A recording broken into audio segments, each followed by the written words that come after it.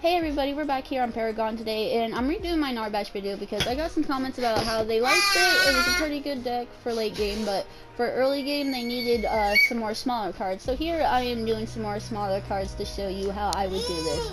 So to start off, what we have here, I also threw this in for the extra. This is something new from besides the old video.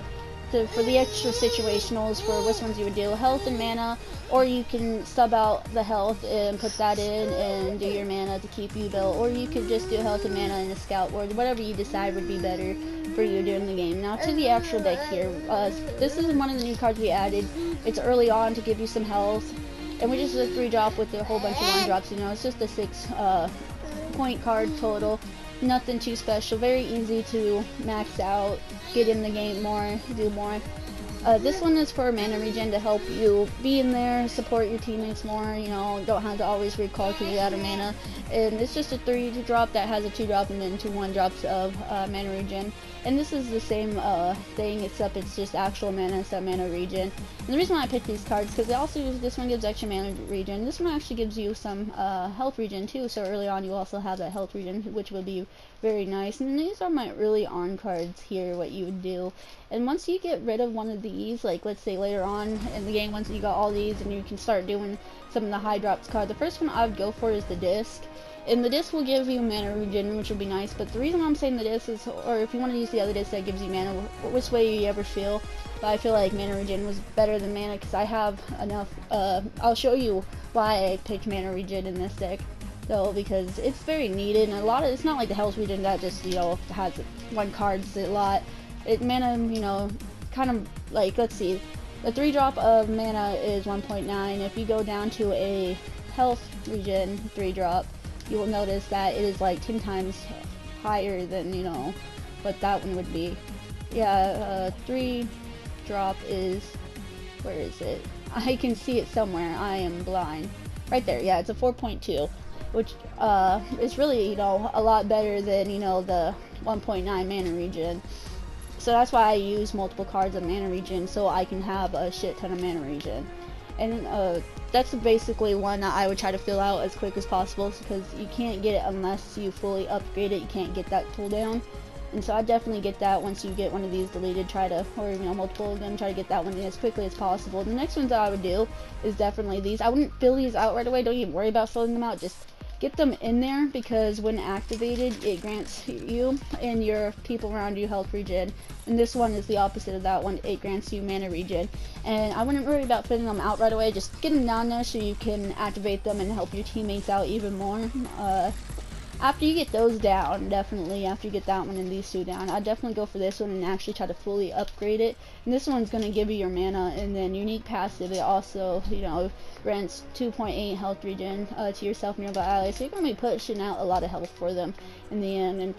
And sadly there's not much cards that give out mana regen for other characters, and that's why this card's there, so you can have it. And you're going to have, with this deck you will have a lot of health regens, so to be able to heal yourself and your allies, you're gonna be Gucci. Like, they can't stop you with this. You're gonna be able to just keep health regening and help them stay alive. It's a very beautiful deck. I love this deck.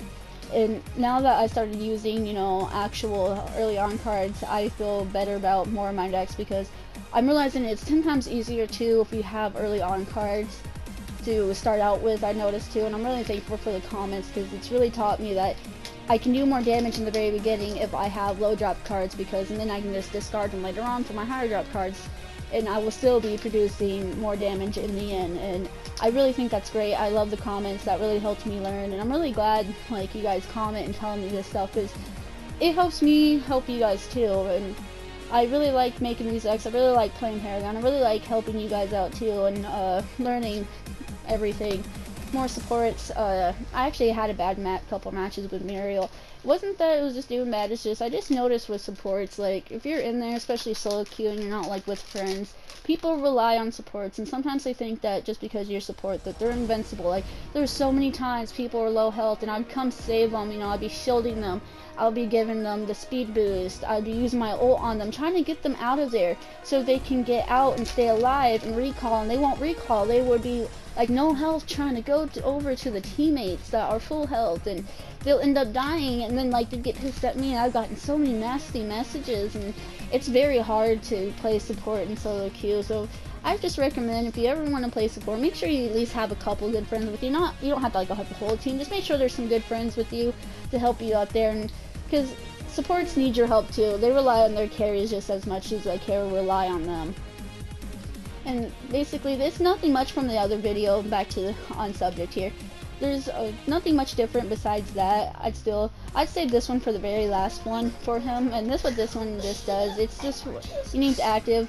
Once consume 100 mana to shield yourself and nearby allies for 3 seconds. And which is really good. You know, I use this one for a lot, and it's really, you know, it actually helps if you're getting ganked or deathball real bad. You need to help support your teammate and make them live or stay in the fight. It can sometimes turn the tide for you. But that's basically it. I hope you guys enjoy this. Keep the comments up. I enjoy them. They help me learn, and I don't mind it. I take no offense to it. If there's anything I should be using differently, you believe? Tell me. I am up for ideas, and thank you guys for tuning in once again.